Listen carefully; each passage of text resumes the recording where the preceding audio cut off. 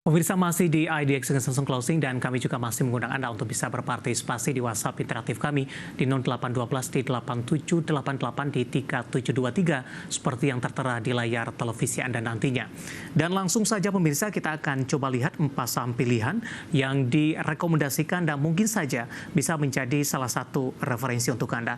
Dapat Anda saksikan grafis di layar televisi Anda pemirsa 4 saham pilihan yang direkomendasikan. Di antaranya dari perbankan tadi pun juga sempat kita ulas pemirsa, ada BBTN lebih ke arah trading buy, supportnya di 13.20, resisten hingga ke 18.20. Nah, saham pilihan kedua, saya langsung klarifikasi ini, yang direkomendasikan bukan SMRG tapi lebih kepada SMGR, lebih ke arah trading buy, supportnya di 5375, resistennya hingga ke 6250 dari produsen semen ini, industri dasar. Kemudian KLBF juga direkomendasikan lebih ke arah akumulasi buy 1325, resisten hingga ke 1600. MDKA juga lebih ke arah akumulasi buy di tengah pelemahan yang terjadi di sepanjang perdagangan hari ini 2100 hingga ke 2560 maksud kami. Ada BBTN, SMGR, KLBF, dan MDKA, dan lagi-lagi keputusan investasi tetap ada di tangan pemirsa IDX Channel. Baik, kita lanjutkan kembali perbincangan bersama dengan Bapak Andri Zakaria Sregar, selaku founder CTS Saham Group. Pak Andri, kita lanjutkan kembali 4 saham pilihan yang Anda rekomendasikan. Yang pertama ada BBTN. Tadi pun juga sempat kita ulas sebenarnya Pak Andri dari sisi support dan resisten, peluang ke depannya. Tapi lebih direkomendasikan trading buy, Pak. Untuk BBTN ada semacam kewaspadaan di sini atau seperti apa, Pak Andri, sehingga BBTN dengan penguatan signifikan yang terjadi, rekomendasinya lebih ke arah trading buy? Ya, kalau untuk BBTN ya, emang tadi kan sudah break new high di atas 1495. Ini masuk wave 3, jadi hati-hati nanti minggu depan, awal Senin kemungkinan dia akan new high, kalau ada pun new high lagi di atas 1570, target kita udah kecapai, 1620 kita akan pull back dulu. Jadi emang untuk wave 5-nya ini agak pendek ya, jadi hati-hati emang antara 1460 sampai dengan 1530 ini untuk kita beli, untuk koreksi, untuk kita buyback lagi. Targetnya kemungkinan 15 di atas 1570 sampai dengan 1620 sampai dengan 1800 ya. Mungkin nggak sampai 800, mungkin ya sekitar 1740 sampai 1750. Jadi makanya saya bilang untuk jangka pendek, tapi kalau untuk jangka menengah pun nggak masalah sebenarnya. Tapi makanya kita rekomend untuk jangka pendek, karena saya bilang tadi kan BBT ini sudah diskon 65% dari rekor tertinggi di 3.890. Baik, penutupan hari ini di 1560 menguat cukup signifikan di 9,47%. Ketika sesi pertama dibuka di perdagangan di pekan depan, Pak Andri, secara teknikal peluang profit taking seperti apa ini untuk BBTN dan arahnya akan kemana? Kemudian apakah di buyback di level 1530 seperti yang Anda katakan tadi?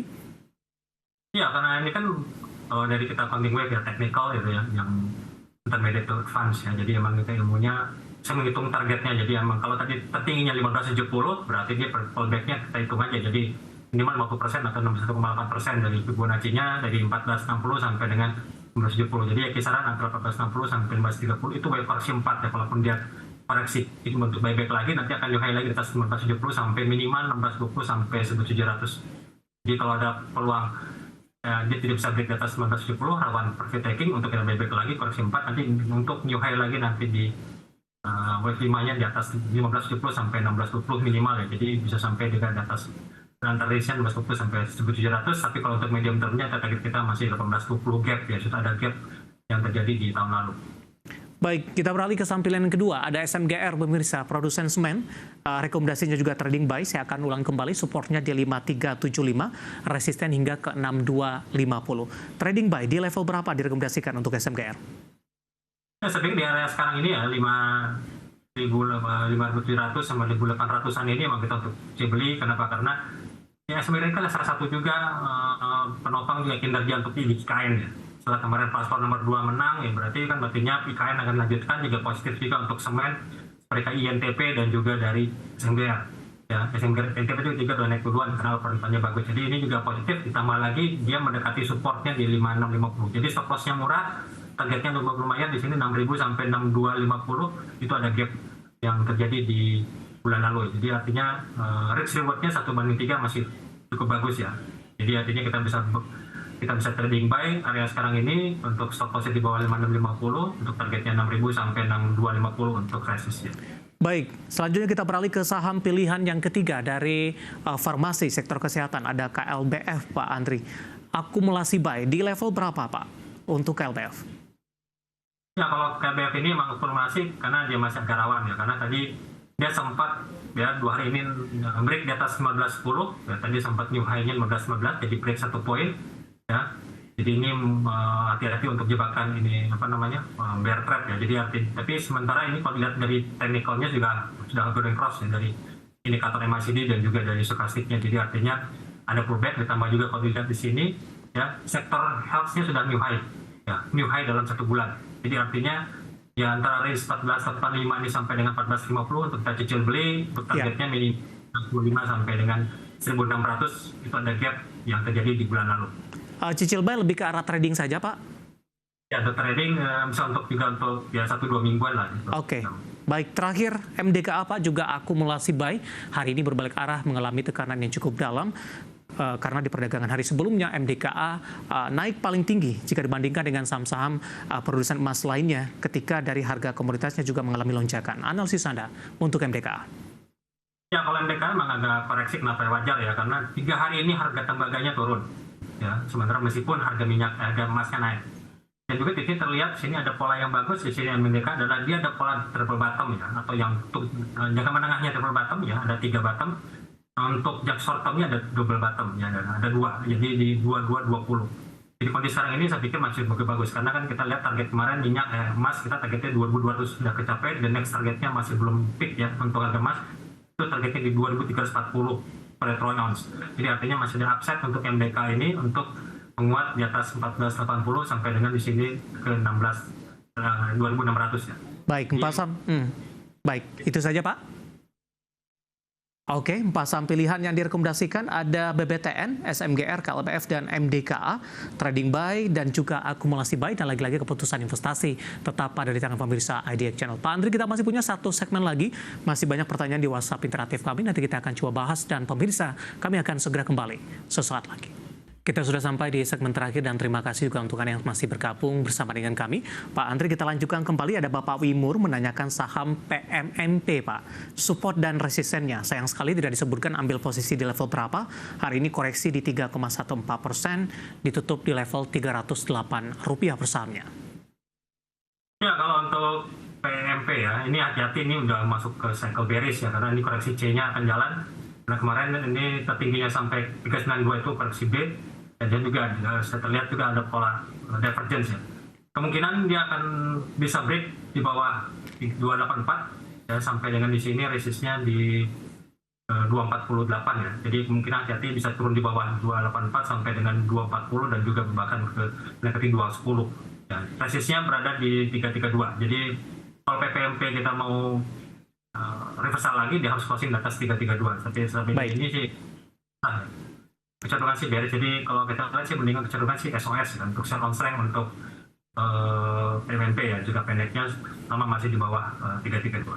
Oke, selanjutnya Bapak Victor dari Malang untuk Telkom, Pak, sudah ambil posisi di 3890. Masih bisa hold, prospeknya seperti apa? Terutama untuk peluang balik ke 4.000-an. Kalau Telkom sendiri kita lihat di sini masih cukup bagus ya. Kalau Telkom ya, Telkom juga sama sebenarnya di sini chartnya kemarin ada gap di 4.000. Jadi kemungkinan dia akan bisa turun di bawah sini 3840, KVC-nya juga sama.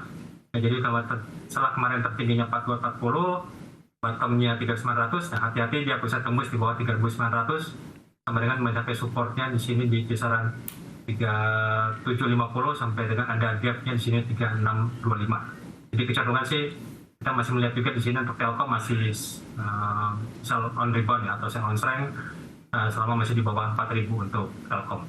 Baik, selanjutnya menanyakan BRMS, Pak Andri, dari Huanji, tidak menyebutkan lokasi, entry level untuk BRMS. Ya, BRMS juga sama ya, di sini juga masih ini koreksi ya, jadi melihat dari harga metal zero naik, mestinya sih masih tetap kondusif ya. Jadi karena dia ada double bottom ya, kemungkinan kita lihat ya selama masih bertahan di atas MA-nya di sini di 148 ya, kemungkinan targetnya bisa breakout di atas 158 sampai dengan di sini ada intraday gap-nya 166. Jadi kalau untuk daily to weekly ya, kecenderungan sih kita untuk buy weakness ya. Aku targetnya bisa menuju minimal di 166 sampai dengan 173 untuk BRMS. Baik. Selanjutnya pertanyaan dari Bapak Samekto dari Surabaya kali ini. Menanyakan saham Tugu, Pak. Direkomendasikan masuk tidak, Pak Andri? Sepekan terakhir kenaikannya juga cukup signifikan, Pak Andri. Ya, kalau Tugu sih semestinya masih bisa masuk ya. Karena ini hari ini long candle, juga dia sudah break di atas 1160. Jadi sebenarnya sih untuk baik technical kita bisa masuk di 1160 sampai 1170. Ya, targetnya di sini bisa menuju 1225 karena ini koreksi 4, 5-nya berarti akan new high lagi ya. Jadi harusnya bisa 1225 sampai 1003. Kemudian Bapak Purnomo, singkat saja Pak Andri, PGEO istirahat di tempat cukup lama. Apakah sudah direkomendasikan masuk untuk PGEO, Pak?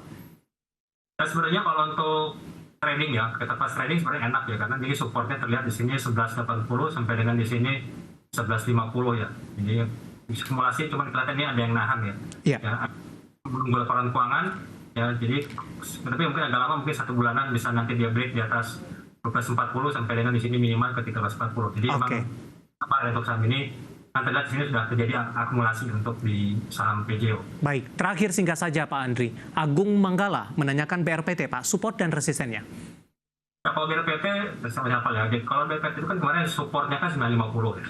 950. Tapi kalau ini karena ini wave 5, jadi artinya dia bisa hati-hati dengan cicil beli antara 940 sampai 880. Ya, karena tekanannya masih cukup besar ya. Karena kita lihat di sini dari weekly-nya, monthly-nya pun juga masih distribusinya masih cukup kuat. Baik. Jawaban untuk Agung Manggala untuk BRPT penutupan hari ini di 945 melemah di 1,05%. Waktu kita cukup terbatas Pak Andri. Pembahasan tadi tampaknya sekaligus mengakhiri kebersamaan kita untuk kali ini. Dan terima kasih juga untuk Anda yang sudah berpartisipasi di WhatsApp interaktif kami. Pak Andri, terima kasih sudah bergabung. Sehat selalu, Pak. Ya, sama-sama, Mas Dewi. Baik, ada Bapak Andri Zakaria Sregar, founder CTS Saham Group. Akhirnya, saya David Sanoval dan seluruh rekan kerja yang bertugas mengucapkan terima kasih. Selamat berakhir pekan dan sampai berjumpa kembali.